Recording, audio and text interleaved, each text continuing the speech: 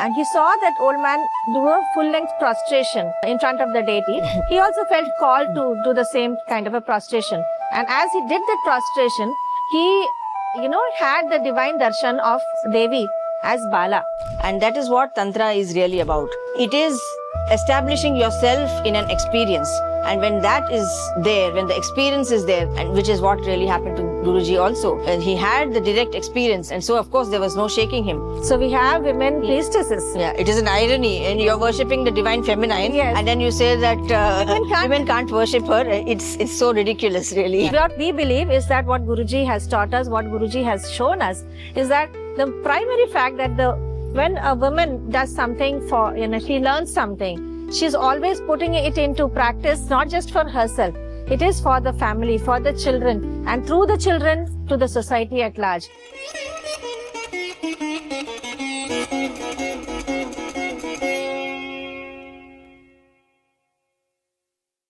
Sri Matre Namaha.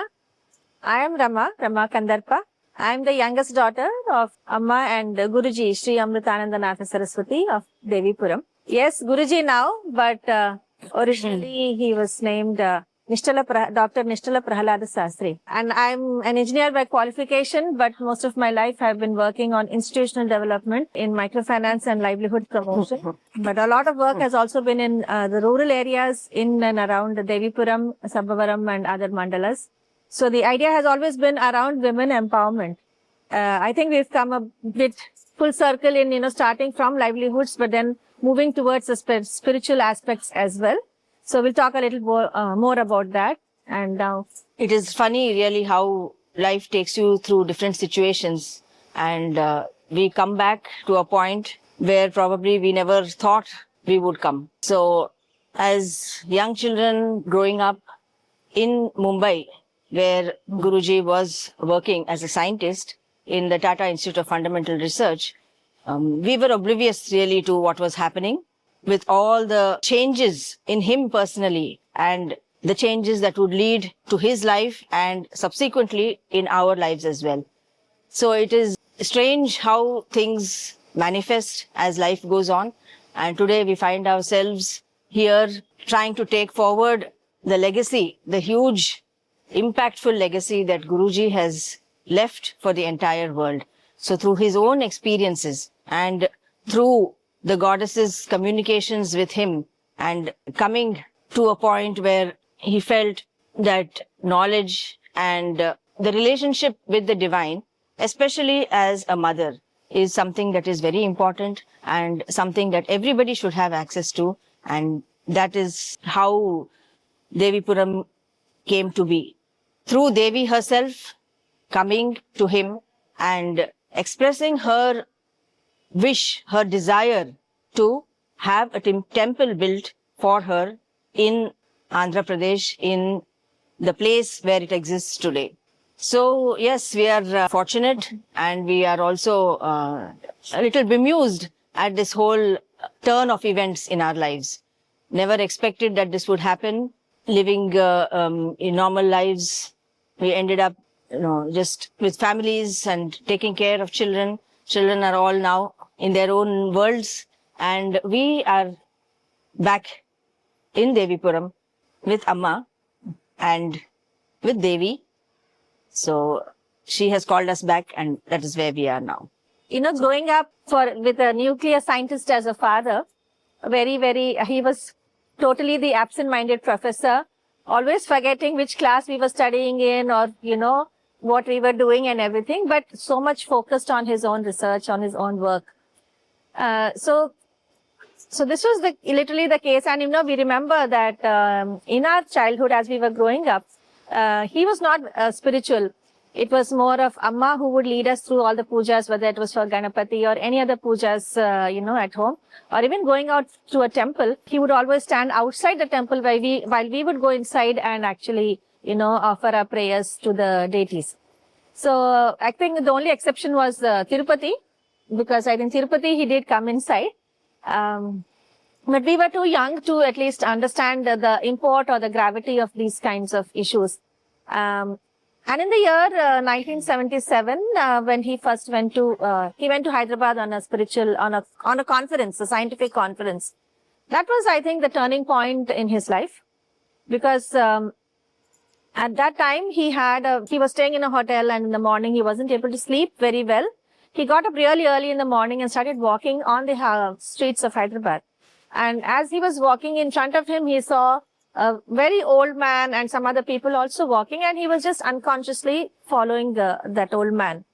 And that old man climbed up the steps to a temple which is actually known as the Birla Mandir. It is a Venkateshwara temple in Hyderabad. And he followed that old man into the temple. And he saw that old man do a full-length prostration in front of the deity. He also felt called to do the same kind of a prostration. And as he did that prostration, he, had the divine darshan of Devi as Bala. And he describes it as, he had lot of horripilations all over his body, and he doesn't know how long he was in that state, but that was his first, adult experience, spiritual experience as an adult. After he came to his senses, then he got up and he asked the priests out there, really early in the morning, 4 or 4:30, where is the old man? I would like to talk to him. They said, there's no old man. You were the first person to come into the temple. So that sent him thinking and, actually reflecting. Am I doing something wrong by not actually looking at the spiritual aspects in life? And then he also started recollecting that the spiritual experiences that he had when he was a child. Up to the age of 11, he used to have the divine darshan of, say, Krishna playing the flute in the trees and things like that. And also a very major experience where he had that, he was lying on the ground, and then there were huge globules of light coming at him and merging into him, coming at him and merging into him. And he became scared, and he developed a very high fever. And as a result of which, they gave him some medication. And after that, he lost all interest in spirituality. So he recollected all of this, after this experience at Hyderabad.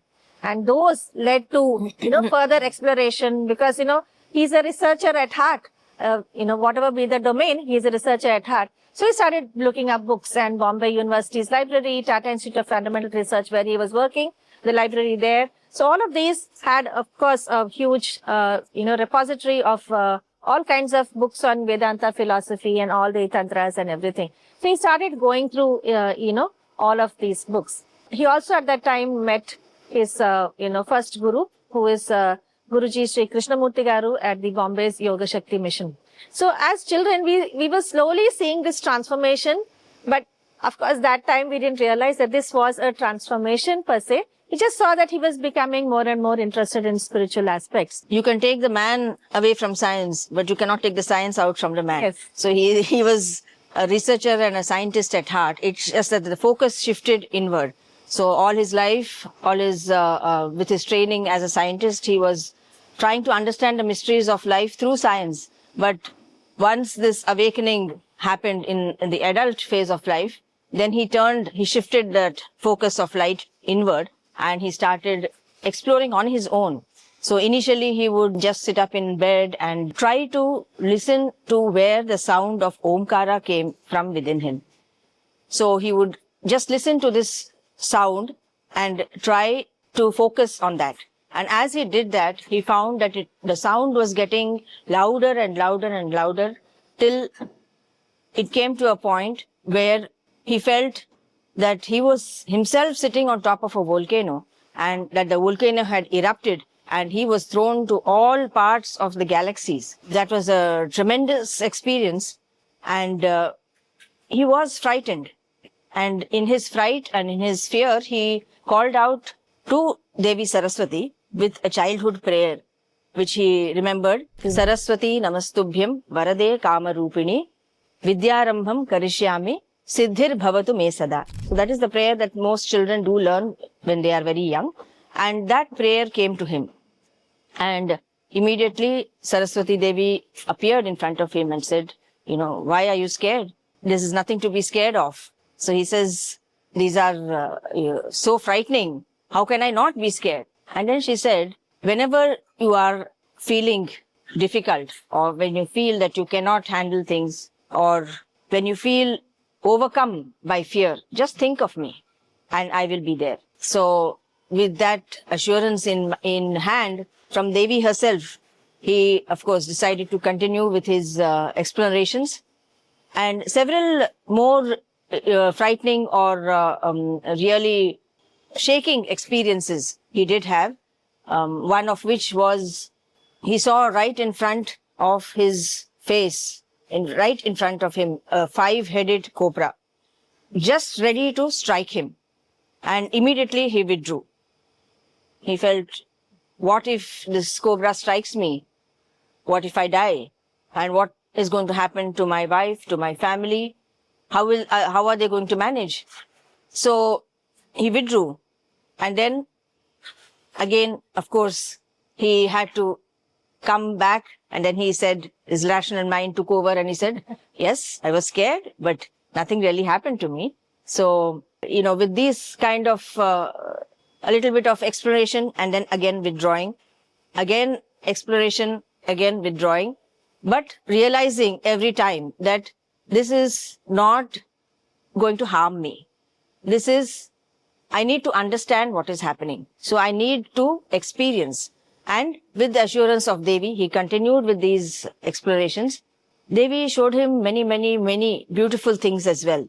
So as Saraswati, she used to appear to him, and she would be sitting on a swing and happily swinging, and she would throw a whole array of books in front of him and say, read. And he would be taking the books and reading. It's almost as if the knowledge of several lifetimes came back to him. Or she would, play with him in really fun ways, hold his little finger, jump on rainbows.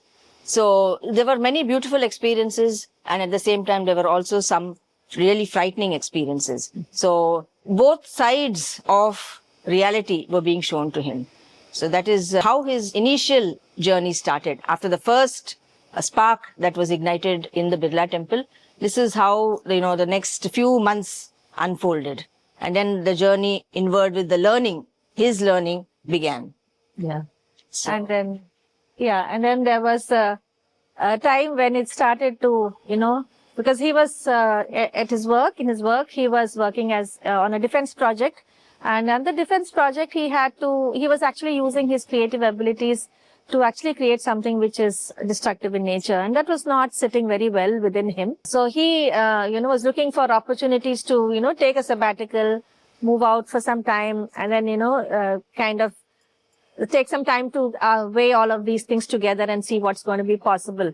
So he was looking at positions like, teaching physics, because he was at heart, his heart was in teaching of all this conflict that is, the inner conflict that he was going through. But we just knew that something exciting is coming up. And then finally he kind of decided on this, he said yes to this position which appeared in the University of Zambia at Lusaka.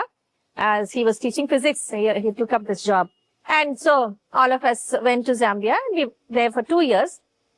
During these 2 years, it was a period where he had ample opportunity to focus on his inner sadhana, to, explore so many different kinds of texts, because he had studied Sanskrit as a child.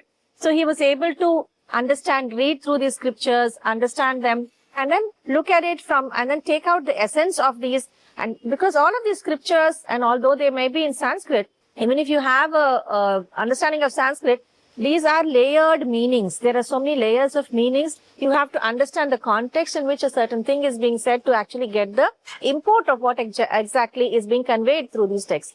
So he was able to spend a lot of time in actually doing all of these things, while of course also teaching other, people in Zambia, the foremost among them being Sri Haranaya Vijay Haran. And he later on went to the US and set up this beautiful Rajarajeshwari Peetham, which is now at Rochester in Rush, New York. So Guruji and Amma spent their time in Zambia exploring the texts and coming up with texts or formats for, lay persons to understand how can you worship the Divine Mother. And I think their entire life is kind of an example of how one need not renounce and go to the Himalayas in order to pursue a life of spirituality. You can actually be living the life of a householder with all its trials and tribulations and all the kinds of, things that arise in one's life. And at the same time, be connected very much to the divine.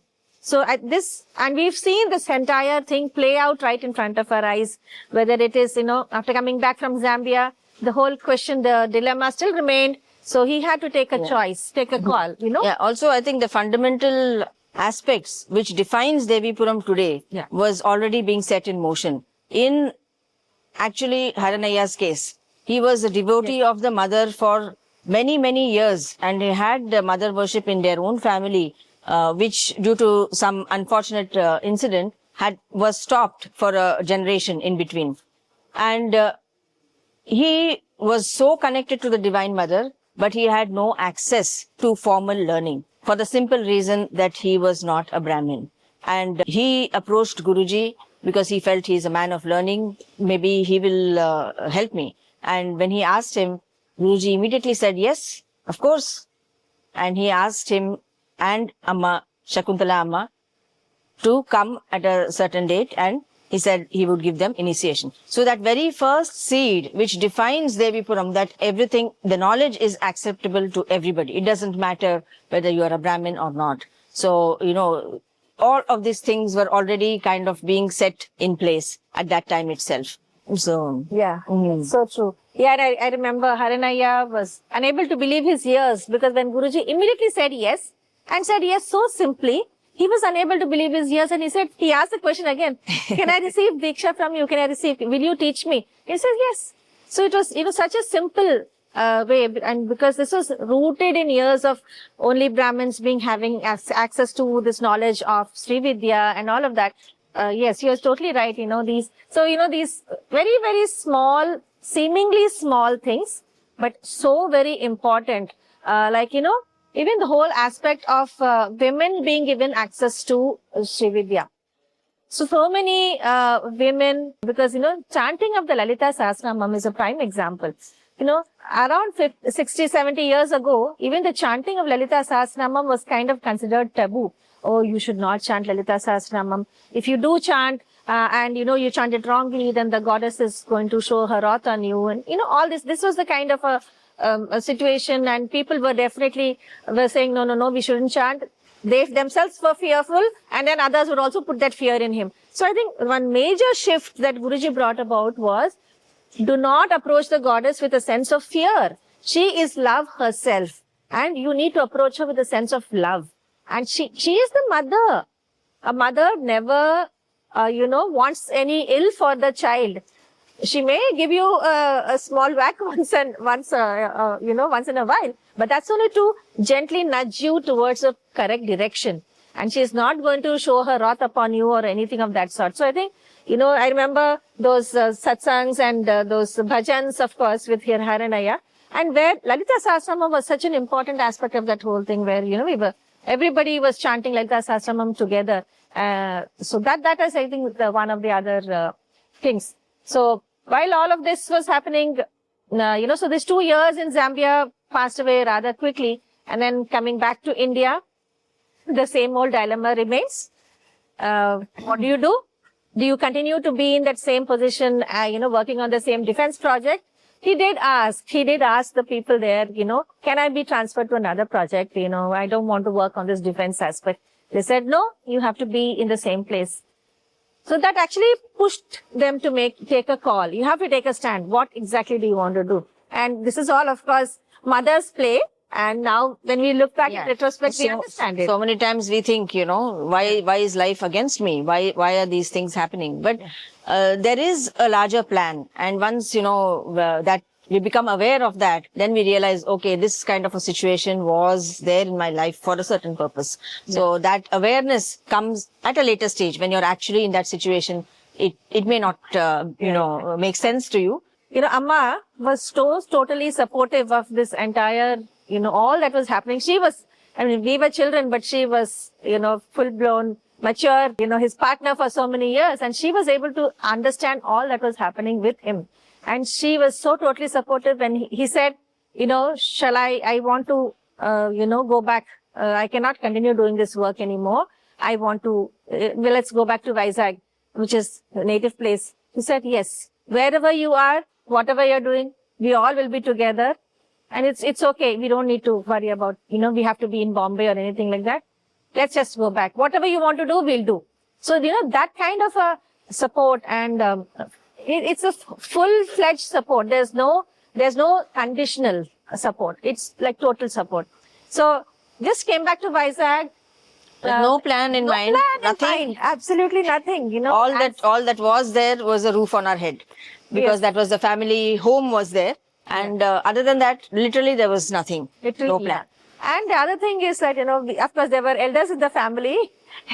And we do remember them, how could you make such a decision? Sometimes gently, sometimes not so gently, reprimanding him, what did you have in mind? You've come back to Vizag, you're not earning anything, you've got 3 daughters, how do you think you're going to educate them and get them married? And he had only one very firm resolution, that I believe in the goddess. And she is the mainstay. Whatever she asks me to do, I will do it. And if I'm doing her work, she will take care of my family. I need not worry, So these are very seemingly small things, but these very, very deep and profound things which, a lot of people can actually, you can learn from. So I remember, the sunshine lectures.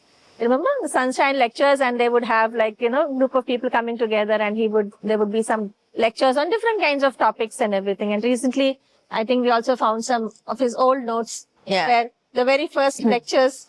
The first lectures, the dates, and it was like, who all were present for the meeting. Yeah. And if you look at that list of about 12 or 15, at least 7, 8 would be the family members. So including our 6-year-old cousin sister. So that would be the list of people who were attending. Yeah.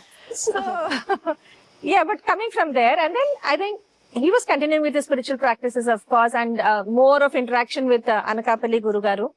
That was leading him towards, more and more profound.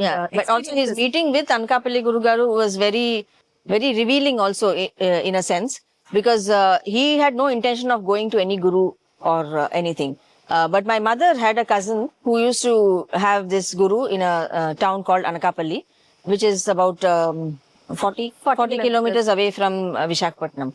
So he sent a couple of questions, he wrote them down, and then he gave it to Amma's cousin, and told him that you ask your guru and get the answers for me. And so he went, he took the small piece of paper and went and asked him. And then Guru Garu looked at the questions and said, "Who is this fellow who has written these questions? You bring that fellow to me."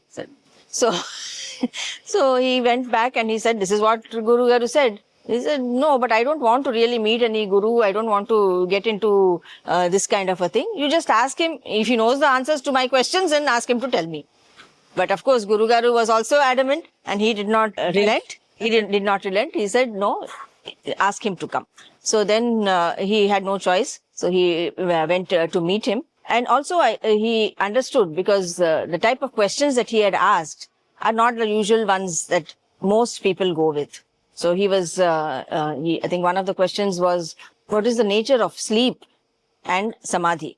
So what is the difference really between sleep and samadhi?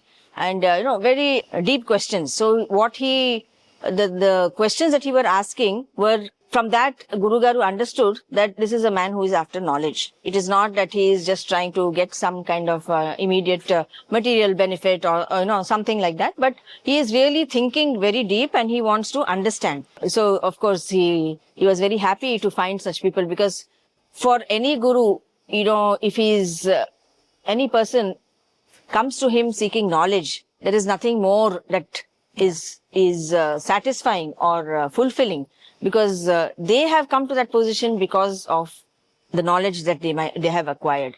But when you see the world, it is 99.9% of the people come to gurus with very, very, very trivial issues. There is probably a reason for that also, because that is a hook. The physical problems or the mundane, material, existential problems are really brought into life, and then you approach somebody, but that is really like just the bait. And then Devi draws you in. Once your issue is resolved or solved and you start trying to understand, how did this happen? Why did I go there? Why? How was I helped? What is this energy? What is all of this? What is happening? And this search for meaning begins there. So it is not wrong. Of course, people do go for, personal problems to gurus. But Anakapalli Guru Garu, he liked the fact that he came to him for knowledge. And he said, I will give you mantras. So he said, I want to give you some mantras. So, and Guruji said, no, I don't want to take any mantras. I just want answers to my questions. So, Guru Garu said, no, Devi is telling me that I should give you the mantras and the mantras will give you the answers. So this was actually before he went to Zambia also. Yes. So he was not sure. He said, you will give me a mantra and then I have no contact. In those days, of course, there was no internet. There was no instant communication. So you ask a question, you have to wait for 2 months before you can get an answer. So, he was not sure how this would play out. So he said, do you think the mantras do not have any energy? Do you think the mantras don't have life? The mantras will give you all the answers. And my job is to give you the mantras, which Devi has told me to do and which I would like to do. And both Amma and Guruji went and he had given them several mantras to start with. And that is how Guruji was formally initiated after the experience with Bombay Guruji, Krishnamurti Garu in Mumbai.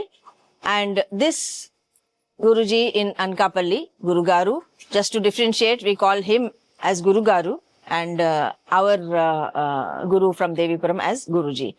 That's how the journey for him started in a formal way. But of course, in the informal way, Devi was already showing him so many things, was already with him and guiding him at every moment of his life, really. And in that sense, she was already the guru. So, but the physical gurus were also there. Although the majority or the maximum knowledge came to him directly from Devi herself in various forms. Yeah, in different exactly. forms. Yeah. Initially as Saraswati, and then so in 1982, I think he started seeing Devi in direct physical form. Of course, none of us were able to see her, but she would come as an 8 or 9-year-old child. And she would call him Nanagaru, which in Telugu means father. And she would constantly keep saying, Nanagaru, naku illu kattandi, which means, father, build a house for me. So he was rather perplexed by this, what does she mean by, building a house for her? He somehow it didn't strike him that she meant, a temple.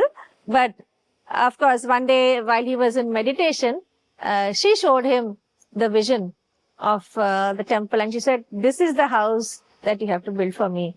He was so totally taken aback. He said, I'm not an engineer, I'm not an architect. There's no way that I can, build this kind of a thing, because what she showed him was not an ordinary temple. It was a very complex one. And he said, please find somebody else. I can't do this. But she was very, very adamant. She said, it's only you who have to do it. So he also consulted Anakapalli Guru Garu and he also told him, don't agree. She is Bala. She is very, very playful. She will wrap you around her little finger. Don't agree. But she is Bala. Yes, she is so playful, but she also wants her will to be done. And so she said, you are just a tool in my hands. I will do it. Why is it that you are scared? Why do you fear? This is my sankalpa. It is not yours. It is my sankalpa that this temple should come up. So, he really had no choice. And he said, okay, so what do I do? So then she gave him a step of things to be done. And one was making a wooden, of course, she also showed him different kinds of designs for the temple. She is not very easily pleased or easily, satisfied with things. It has to be done exactly the way she wants it to be. So she showed him very different complex designs like, the Angkor Wat temple in Cambodia and everything. And Guruji was saying, no, not this side, this design, I can't do this, not this, I can't do this. But then finally she showed him one of the temple in the shape of the Sri Chakra. And then he said, okay. Looks easy. Looks easy. Looks compared to what I've seen till now. And it's familiar, because he had already by then been started drawing the Sri Chakra, I think.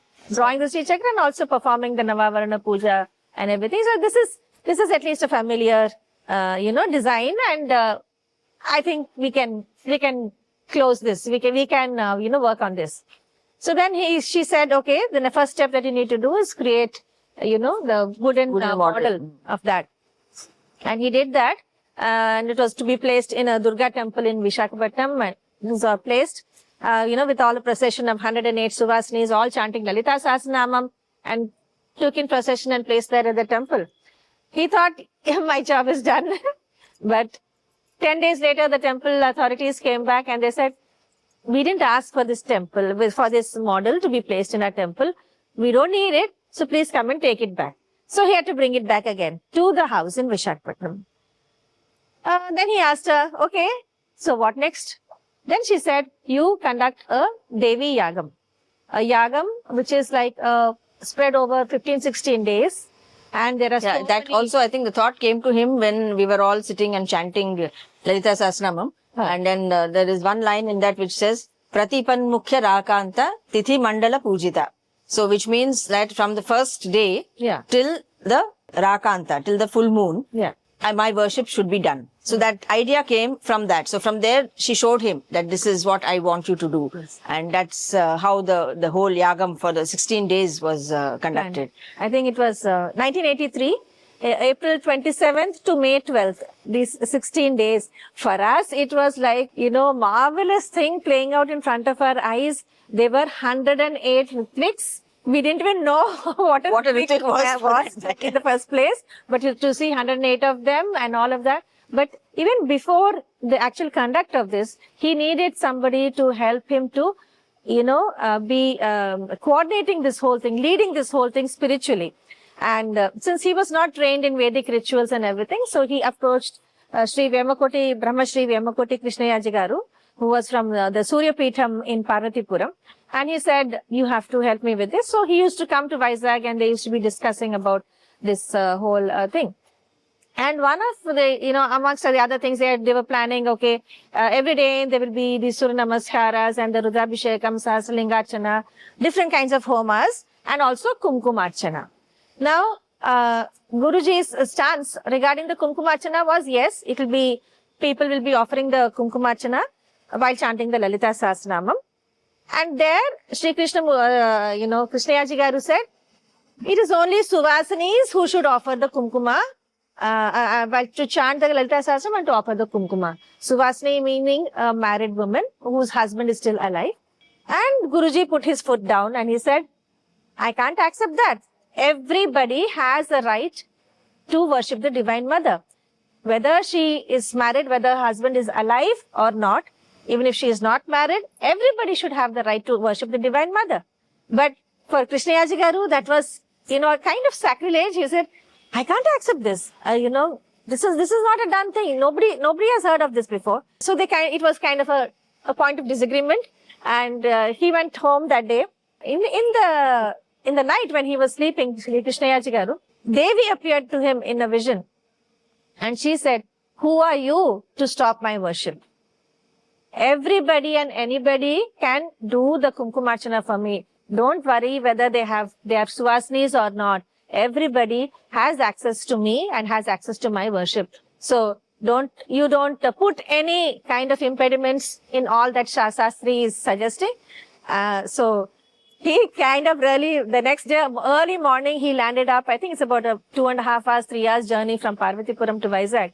But he came really early in the morning and he did namaskaram to Guruji and he said, I'm so sorry.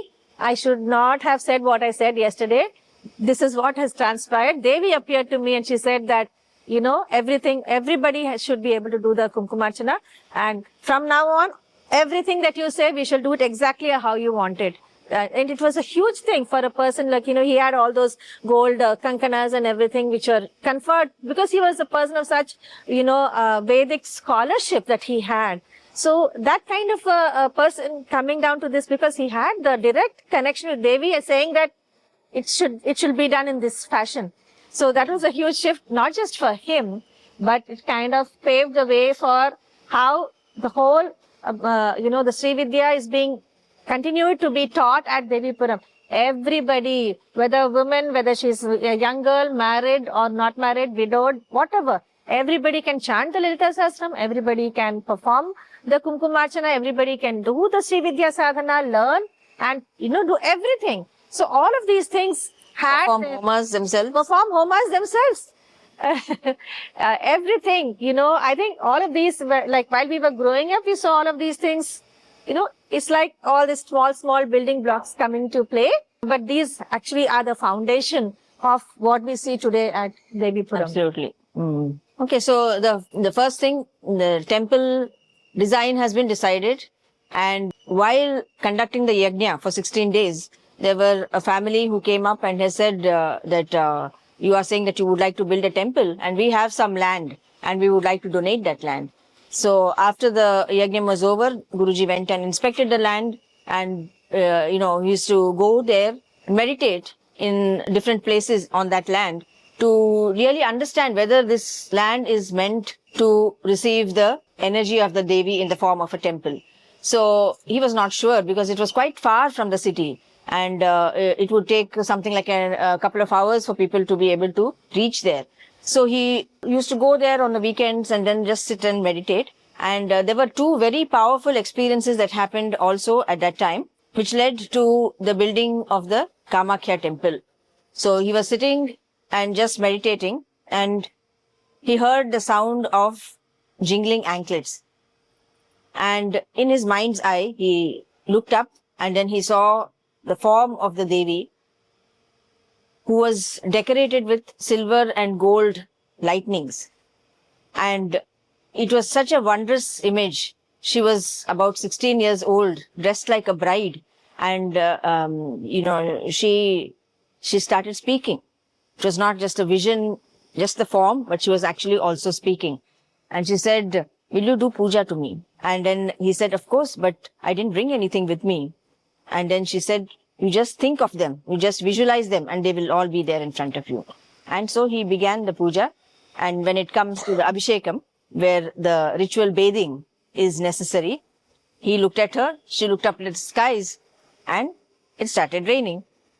And once the puja was complete, she took him by the little finger to the place where the temple stands today. And she said, "This is where I want you to build my temple." And that was one of the most powerful signs that he had, that this place is really chosen to be the abode of Devi in the form of the Sri Chakra. So as he was doing his sadhana and after he received the mantras from Guruji, one of the first things that he started doing was drawing the Sri Chakra. Because an important aspect of puja or worship is to be able to bring to your mind's eye what you are doing externally. So as you keep drawing the Sri Chakra, you are able to internalize that and have that whole image in front of your mind. So for that, he was to learn how to draw the Sri Chakra. And the geometry, the beauty of the Sri Chakra, what is it? What does it stand for? The blueprint of the whole cosmos is in the Sri Chakra. The energies of Shiva and Shakti, their beautiful abode is the Sri Chakra. So, and the concepts of the yantra, mantra, tantra, all of these he was understanding more and more, and he was engaging with the goddess at so many different levels. So once the decision was made that it was going to be built at that place and that the Sri Chakra, the form of the Sri Chakra is going to be the temple, things started rolling. Devi appeared to him in many, many different forms. But in the Sri Chakra itself, there are many forms of the Divine Feminine. And none of them have a physical form available for us to really copy, to be able to represent that. I think he also had a beautiful vision of the temple. Yeah. Of the completed temple, even before it was beginning to be built. Was started actually. So he had this beautiful vision of this entire temple. It's already constructed in the form of the Sri Chakra, and because the Sri Chakra itself in each of these avaranas, it has 9 avaranas. Each of the avaranas has a specific number of deities who are they have got their respective locations within the Sri Chakra. And each one of those deities, Devis, he had the vision. And it's not as if those Devis were, just immobile and sitting like, murtis, but they were singing, they were dancing, they were laughing, they were playing. And this was the kind of wondrous vision that he had. The temple was already constructed and he saw all these Devis in their beautiful forms. And it filled him with such amazement, and he felt, this is such a beautiful anubhuti and experience. How can I transmit this experience to everybody who will be visiting this temple once it is constructed? How can everybody also have this kind of an experience? Because he was never satisfied with the fact that only I should receive this experience or only I should know this. He is always so very interested in sharing all the knowledge, sharing these experiences, making sure that everybody has access, regardless of whether they're from Germany or USA or Canada or Australia or even Russia. So he was so, free in sharing all of his knowledge. So the vision that he had showed him all these beautiful forms of the Devis. But when he asked, started asking the sculptors that, how can we make them? Do you have the images of the Khattamala Devis? They said, no. We don't have it in the Shilpa Sastra that we have. These forms are not available. While you have like Mahakali or Mahalakshmi, Saraswati or different forms of the Ashtamatrukas were available. But most of the others, there was no clue on what their iconography. So, when the temple was being built, the main structure of the temple was done. Then time to, make all these Khadgamala Devatas. Then he asked Bala. She was his constant companion through the building of the temple. He asked her, how do I, replicate that vision which I had of all these beautiful Devis in their respective location? How do I create them again? I don't remember. There are so many to be remembered. Then she said, you take each name of that Devi and chant that name as a mantra, and she will reveal herself to you. So he said, okay, fine. So whether it's, say, for example, Kamakhya. So Kamakhya, that name was continuously being chanted as a mantra, and over a period of, say, 20 days, 30 days, 40 days, depending on Devi's will and wish, she would reveal her form to him. And then he would transmit the same form to the sculptor, who then made all of these, Devis. And these are all life-sized images. And the grand Mahakumbha Abhishekam, which happened in the year 1994, wherein each and every single one of these Devis, along with the main Murti, Devi, Sasrakshi Rajarajeshwari Devi, the Moola Virat of Devipuram, sitting at the Bindusthanam in union with Shiva. So all of the deities receiving the Prana Pratishtha at the same time. This was such a, na bhuto na bhavishyati kind of a moment, because it is said that, sage Vidyaranya, who was part of the Sringeri Vijayanagara and helped actually reconstruct the Vijayanagara Empire, but part of the Sringeri Peetham. He had this idea that, a temple be built in the form of the Sri Chakra. It is said. But then that did not get done at that point of time, and this came to be in the year 1994 in the form of the Sri Chakra with all the Khadgamala deities sitting in their respective locations.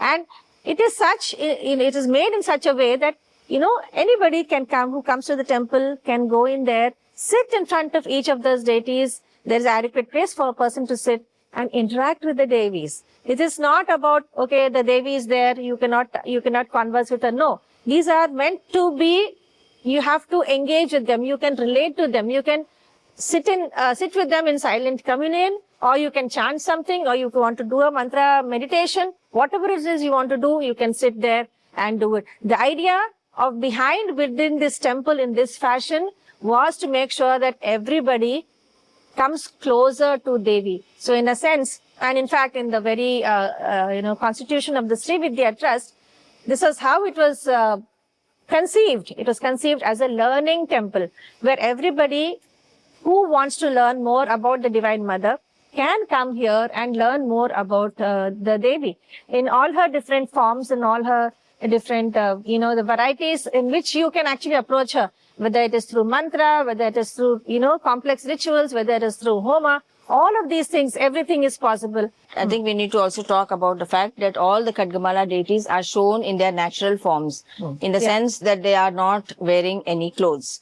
And this is an idea or a concept that is there prevalent in our temples from ancient times, where the temple walls are decorated with the images of different deities. Many times they are erotic sculptures, many times they are nude, and they are presented in a way that is kind of challenging for society to accept.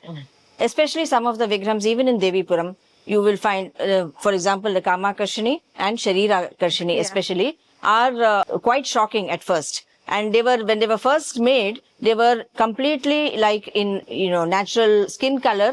And it was as if a living person was there. And to see a living person suddenly, in that form, in the natural form, is not easy to accept because of our social conditioning. We are, constantly being told that this is not acceptable, this is not acceptable. And suddenly you come to a temple of all places and this is what you see. So it was very shocking and very difficult for people to accept in the initial days. But as time went on, they were able to, because the idea of nudity is that it is the purest form. It is not that there is something wrong about it or something that is to be looked down upon, but it is the purest form of the divine. And the divine has no need for clothes. And out of all the creation, the manifest creation, it's only humans who wear clothes. This is not to say that we have to suddenly, move to a different kind of a culture, but it is for us to try to accept what is behind that kind of a depiction. Nudity is really purity because it has no limitations, no clothes of shame, of guilt, of blame, of, anger. All of these things which we wear, the clothes that we wear are actually all of these. So we are always behind a mask. Who we are is completely different, but we have this mask of what we think we should be or what society tries to impose and say that you should be like this. So that idea of me, who I am is a falsity. So in the temple, the goddesses are shown in their true form. For that reason, to understand that you also need to get rid of the limitations, not the clothes per se. It's very easy to remove the clothes. It is not easy to remove these impressions that are there in the mind from so many centuries, so many lifetimes. So it is that you have to work upon. And that is the idea that needs to be stressed. And Devi wants you to be able to overcome those limitations and come to her. So it is almost like a live wire which has no insulation on it. So Devi is there ready, waiting for you to come to interact with her. And so she can embrace you and, take you into her. But it is for you to make that first step towards her and try to understand, see her beyond what you're seeing right in front of you. So it is not what you're seeing with your eyes, but it is what you can perceive when you overcome these kinds of limitations. So that is a very important concept. And the initial years were hard. And people used to accuse him, what are you trying to corrupt our families? You're trying to, bring these pornographic type of ideas into young children's heads. We cannot bring our families to this temple. So those were the kind of issues that he had to deal with in the very beginning years. And so it became also very, very important to start educating and teaching people about what this temple really stands for, right? So is it just a temple where you bring a coconut, you bring some flowers, you offer it to the deity and you express your desire that is there in your heart? Is it limited to just that, or is there something beyond? Is there a purpose behind temples? And what is that purpose? If there is a purpose, what is that purpose? So inquiring behind what is apparent is a very important aspect. And so the education part, we can talk about that a little bit because that is very central to the idea of what Devipuram stands for. Just the education and understanding of rituals or connecting to the Devi through knowledge. Through bhakti and through our, wanting to manifest our desires is one aspect. But when you combine with knowledge, so bhakti, devotion, knowledge, and also connecting to the Devi through knowledge is as important because just bhakti is very good, but bhakti when combined with knowledge is even better.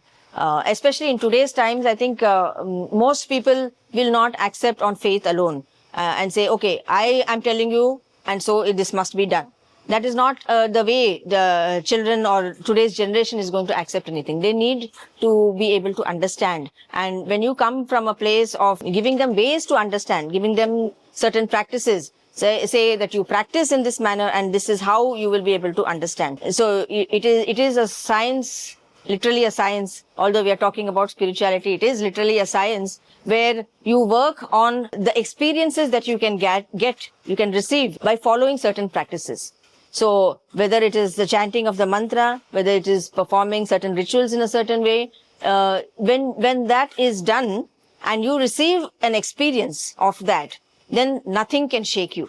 And that is what Tantra is really about. It is establishing yourself in an experience. And when that is there, when the experience is there, and which is what really happened to Guruji also, when he had the direct experience, and so of course there was no shaking him. Your faith is so complete and it's unchallenged, and then you can be completely accepting and understand that this knowledge is the path. So knowledge and the devotion, when it is combined, then it is really something that gives you a complete picture, and you can understand what Tantra is all about, what the rituals really mean. So many people are against doing rituals. They're so time-taking. There are so many things that are required. Why can't I just close my eyes, sit in meditation, and I can see or experience in that way? While that is an easy path, or seems to be an easy path, it is actually even more difficult to just close your eyes and try to conceptualize the formless. When you approach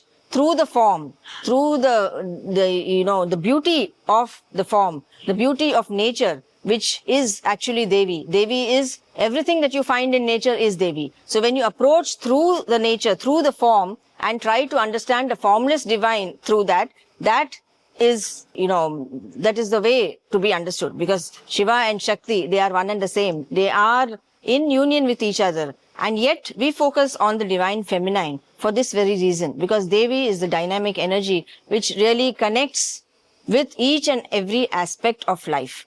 Whereas Shiva is the silent witness, who is the rock on which, or the foundation on which the play of the divine feminine is taking place. So it is appearing to be different, but one cannot exist with the other. So even in the forms of the Shivalinga and the Yoni, the physical manifestations or the physical symbols of creation itself, you see that Shiva and Shakti are existing together. But that is the one that is apparent. But behind this, there are several layered meanings which are there, and which, when you understand that what is apparent in front of you, it is not just the sexuality, it is something much, much deeper. And when you try to address that, when you try to understand that, then you can understand the bigger concept. And the reason really why all these temples are there, how you should look at the temples, how you should look at these goddesses, how you should look at the devatas or the art, because it is something that is a divine art.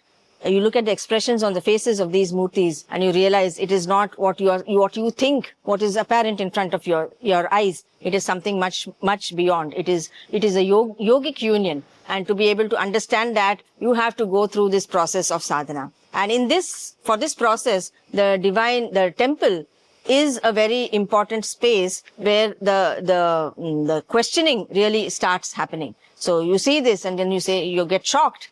And that shock is necessary, because then it makes you, think, introspect and say, how can this be, or why should this be? And then the whole process of internalizing and trying to understand what is happening begins, and then you can, it takes further from there, takes off from there.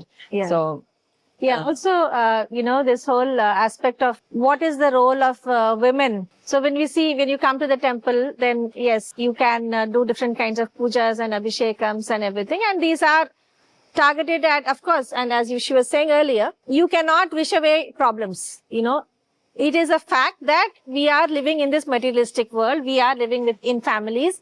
We are living in this samsara with all its different kinds of bondages and so on. And we are always faced with different kinds of challenges. So in order to overcome these challenges, yes, we approach the divine. But that's just the first point. Beyond that, we have to move towards actually making a lasting connection with the divine.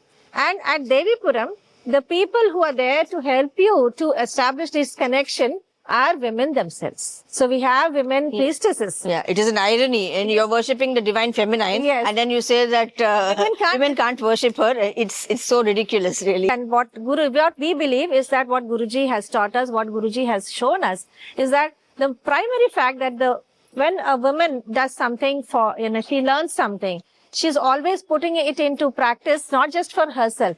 It is for the family, for the children, and through the children to the society at large. So, I remember so many years ago, Guruji would teach all these young women, maybe 10th class passed, 12th class passed, teach them the mantras and, spend so much time with them to make sure that they get the correct pronunciation, the diction correctly. And there was so much grace of the goddess with each one of these young girls. I remember in those days there would be these Walkmans and he would record everything and then they would put that and then learn how to do the pujas and everything. And that is a practice that we are, continuing to follow till date at Devipuram, that women are the ones who are leading all the different kinds of rituals, whether it is, Kumkumarchana with the Lalita Sahasranamam, Khadgamala Stotram, all the different kinds of abhishekams that you have, including chanting the Rudram, Namakam, Chamakam, and different kinds of homas. So whether it is, the Ganapati Rudra Homam or the Nag Devi Homam or Ayush Homam or, something even as complex as, Rajashamala Devi or Varaki and even the Chandi. So Chandi Saptashati, which has 700 shlokas and, it has to be done with, different kinds of practices have to be involved in that. These women who are from villages, so they've studied maybe 10th grade or 12th grade. They are learning these and they are, and they have such abundant grace of the Divine Mother that they are able to learn all of this in a very short span of time. And so at Devipuram, this is, earlier it used to be such that when people would come for a homa, they would still be waiting for a male priest to come and perform the homa. But now everybody has got used to it and they really are so blessed. They say that they thank the women later on who have conducted the homa or the abhishekam, saying that you did it with such sincerity, such devotion that it has really filled our hearts. And many people, come back, again and again just to experience these things further. So women at the forefront leading all of these things, whether it's the teaching aspects and really, taking all of these SriVidya teachings to a global audience. And for this, we also, Guruji was a huge, the researcher in him never, went away.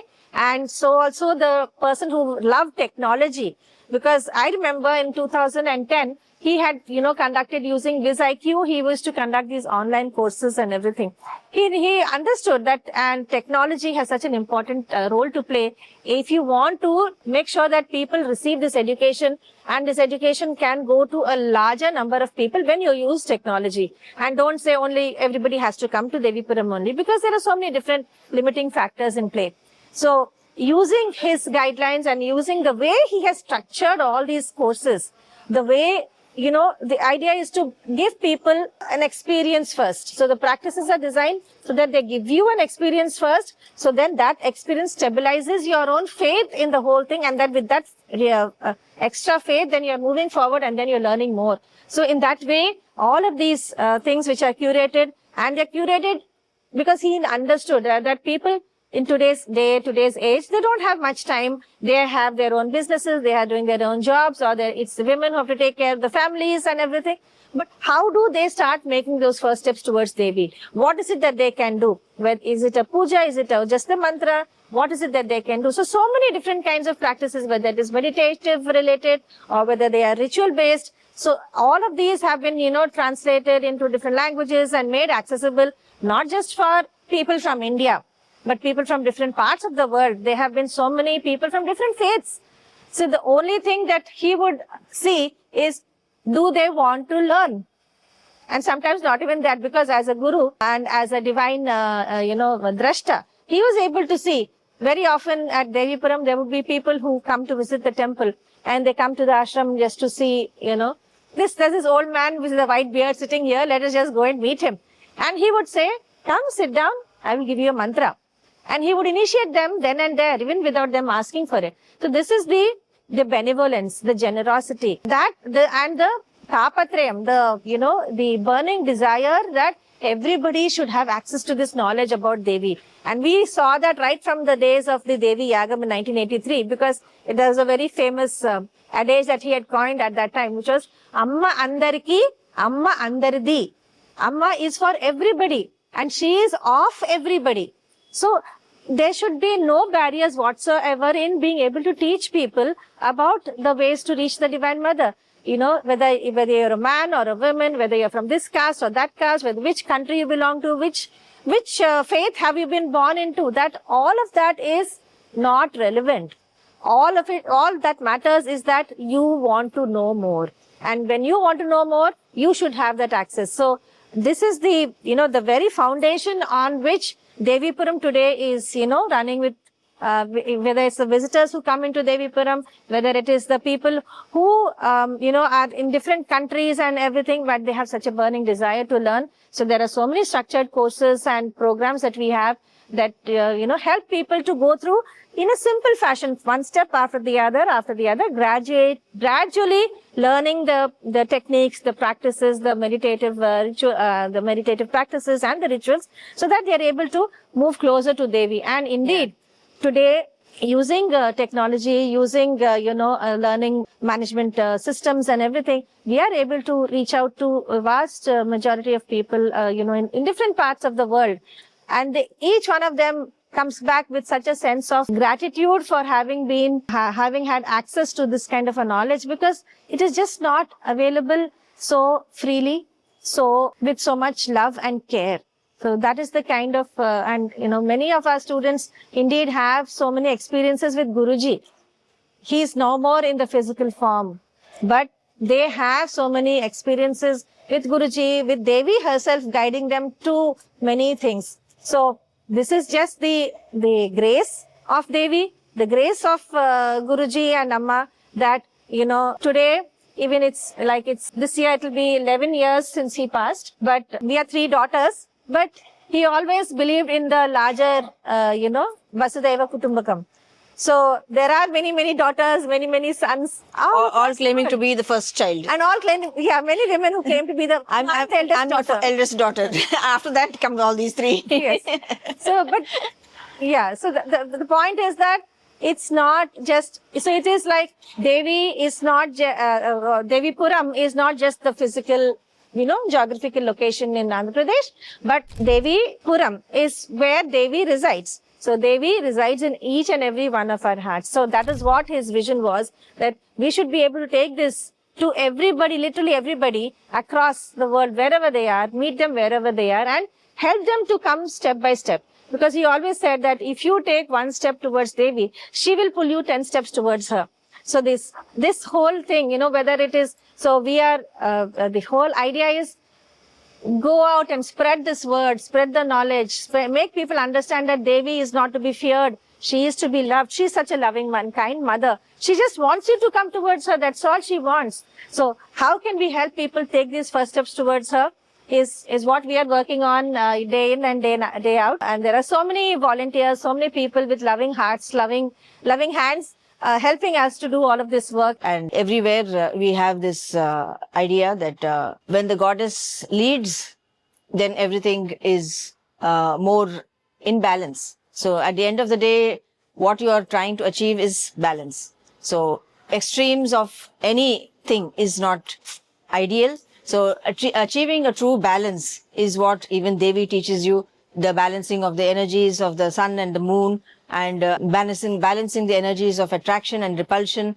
balancing, learning how to balance your life, the material life with the spiritual life. Yes. So all of these things, come into play, and Devipuram hopes to be of a primal place in guiding you in that direction. So how can you, it doesn't matter how much time you have. Within the life circumstances that you have, how can you approach her? So we have this saying, we say, just do it. So don't overthink things, just do it. So just start. If it is just a mantra, just 10 minutes chanting the mantra, start there. And then the rest of the steps will start following. So that is, how, Yeah. because if you look at the whole task at one time, it is not possible. So Guruji used to also say, think of 3 things that you can accomplish today. Yeah. Okay. And try to make sure that you do accomplish that. And then see the next day. So when you break it down into small steps, then you are able to accomplish. But if you look at the whole picture, oh my God, I cannot do this. Yeah. Right? And we see this in the online students as well, So they have never done a ritual before. Yeah. They have never done a homa before. And after the course, they are, they feel that, I have really, it is so gratifying and so fulfilling because something that empowering. I have something that I've never done in my life now. I never thought I would ever be able to do. I am able to, do that. So that sense of being able to guide your own life in the direction that you want, that is really something that everybody, loves to have that kind of an experience. And Devipuram is hoping to provide that experience to anybody who comes to the Divine Mother. Yeah. And I think very often people have a sense of, okay, this is my time, this is my puja time, this is the time that I'll do this. And then this is the rest of my work, my life, rest of my life. SriVidya is not about that at all. SriVidya is how you are as an individual, how you transform yourself, how you transform your entire being, and what are the interactions that you're having with the people around you, with your family. SriVidya or Devi doesn't want you to, create disharmony within the family and you say you focus only on my puja and the rest of them, anything can happen to them. No. The idea is how can you be in harmony with everybody within the family and move ahead. So she is both bhukti as well as mukti pradayini. She gives you both bhukti as well as mukti. And she is the mother. She doesn't want, any of her children to be upset or, not feel loved or anything like that. So the whole concept of SriVidya being a transformational tool, it is a thing that helps you to transform your entire lives without your being aware of it sometimes. You just start the practices. They will take you on a wondrous journey. Sometimes that journey may be, coming with some challenges, some obstacles, some very, sudden changes. You may not have a job, something might happen in the family, but these are some things which will take you in the correct direction. So if you are ready for a journey with Devi, Devipuram is here, and with the blessings of Guruji and Amma, and the blessings of Sri Sahasrakshi Rajarajeshwari Devi and Kamakhya Devi at Devipuram, the entire team of Devipuram are very happy to welcome you to come to Devipuram. Experience for yourself. And Guruji used to say, you come to Devipuram, you are coming home to Devipuram. Devipuram is a home for everybody. And indeed, many people, when they come there, they say, this feels like home. I don't want to live here. So all of you are most welcome to come and visit Devipuram. Most of the times we are at Devipuram. And you are most welcome to come there and stay and experience the power of Shakti, experience the power of Kamakhya Devi, of Devi. And she's present all around. We just have to be able to tune into her energies. So this is an open invitation. Yes. Anybody, if you have not visited or even if you have visited, come and experience for yourself the power of Devi in this divine place that Devi has chosen herself. And she has manifested herself in this place with a certain idea in mind of propagating and making popular her own Vidya. So her own Vidya is waiting to be discovered by as many as possible. And the Sri Vidya is described as a tantra of beauty, immense beauty, because the worship, just the nature and everything, the universe is so wondrous. It is something that we cannot even imagine. There is so much variety and so much beauty in that. So infinite beauty and bliss.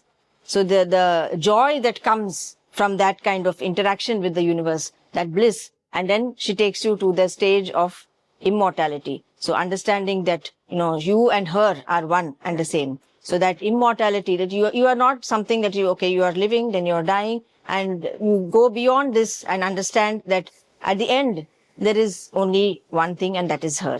So, Come, she is waiting to embrace you at Devipuram. Sri Matre. Sri Matre Namaha, Sri Gurubhyo Namaha.